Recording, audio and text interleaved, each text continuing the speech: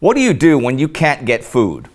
When you can't afford to buy even the food that is available? When working conditions are intolerable? Well, if you're the Russians, you hit the streets.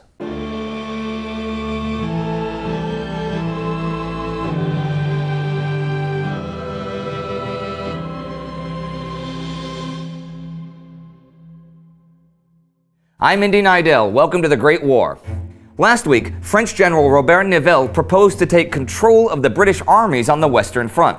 The British were advancing there as the Germans fell back to the Hindenburg Line. They also advanced on the Tigris, taking Kut al-Amara and setting their sights on Baghdad. The Serbian rebellion in Bulgarian-occupied Balkan territory continued, as did major U-boat sinkings at sea. The U.S. public found out about a German plot against them, and Austrian Army Chief of Staff Konrad von Hotzendorf lost his job. That was a busy week. Well, they're all busy weeks, and this one is no exception.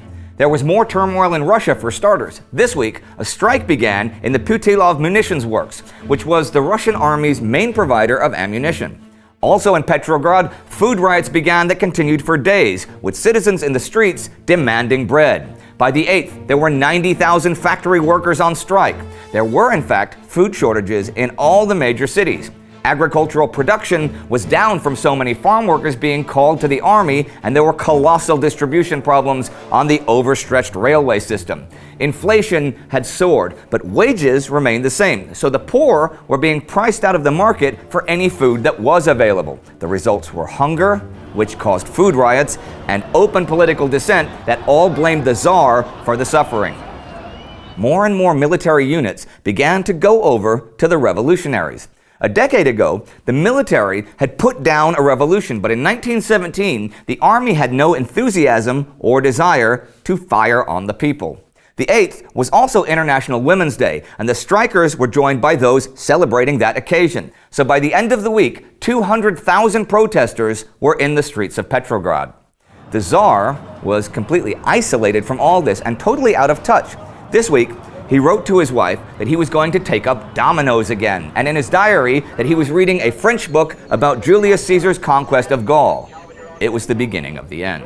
A side note here. A while back, I talked about Interior Minister Alexander Protopopov, and it was a bit controversial. I will certainly bow to superior knowledge of the events and circumstances in Russia at this time, particularly about Protopopov and what he did or did not do. Many of you know far more about the subject than I do. I will say one thing further about him here, though. Now, I only have this from one source, the story of the Great War. Make of that what you will.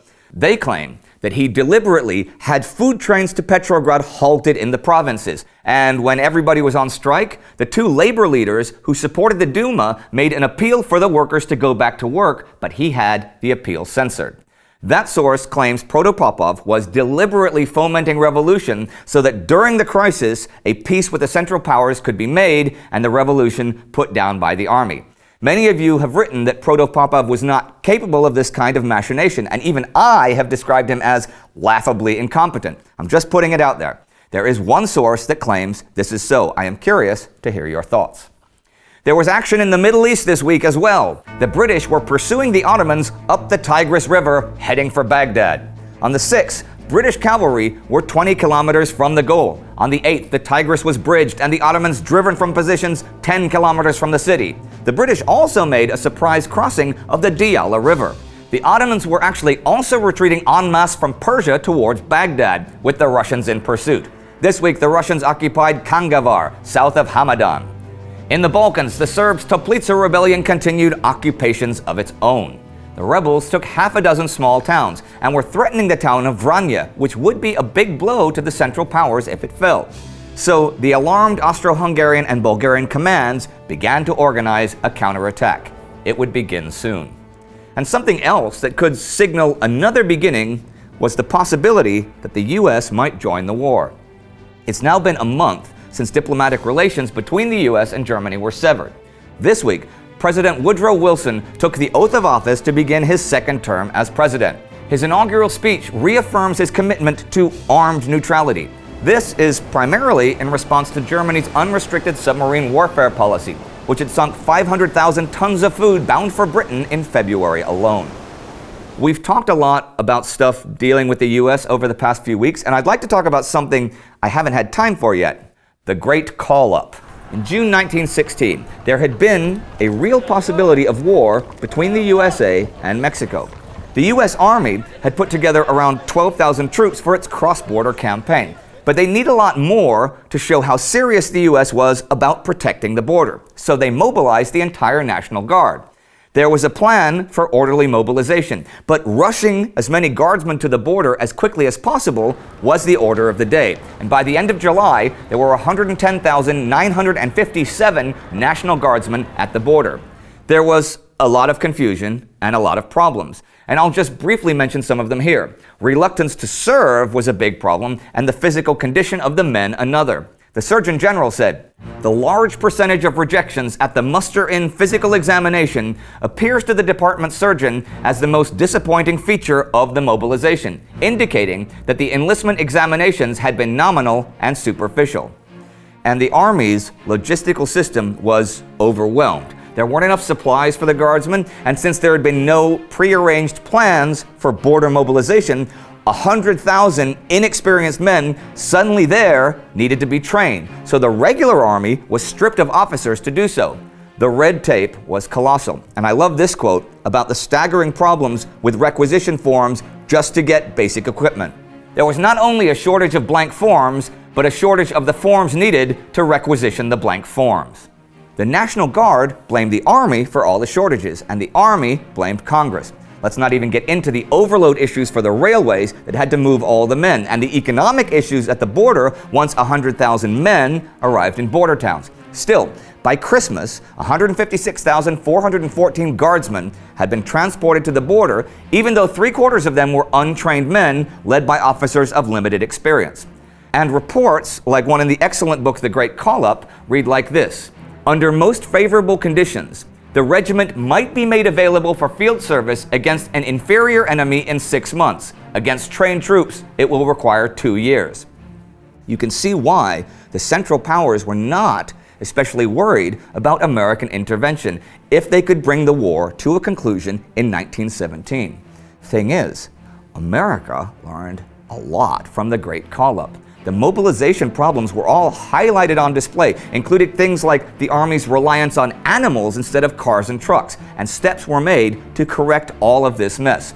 So the period from June 1916 to now was one of intense training and troubleshooting. Why it's important here is that it really served as a dress rehearsal for American mobilization. The Great Call-Up transformed the National Guard into a much more effective fighting force, for it was as close as the United States came to the large-scale military maneuvers in which European armies traditionally engaged. The idea that the US would join the war was, for Germany, offset by the news from Russia, where things looked bad militarily as well as politically. British military attaché Colonel Knox had sent London a note saying that 1 million men had been killed. 2 million were either missing, dead, or prisoners. 500,000 were in hospital. 1.5 million more were on leave or had been excused from more service. And another 1 million had deserted. Knox said that the number of troops at the front was not enough to continue the war as it was. But that's how things stood at the end of the week. The British on the move in Mesopotamia, the Russians in Persia, rebel success in the Balkans, chaos in Petrograd, and the US saying yet again that it would remain neutral. Armed neutrality. So ships could defend themselves from the U-boat menace. But that's not neutral, is it? The Germans sinking ships with American civilians aboard is an act of war. American civilians firing on German subs is an act of war. You can get as technical with the terminology as you like, but that is war. And how long do you think the American public would put up with reading about drowned American civilians? And how long would the Russians put up with starvation and intolerable working conditions? I'm going to guess not very long. If you want to learn more about the defenses against submarines, you can check out our special about that right here. Our Patreon supporter of the week is Kitsuka. Help us out on Patreon so we can improve the show as the war gets even bigger. Don't forget to subscribe. See you next time.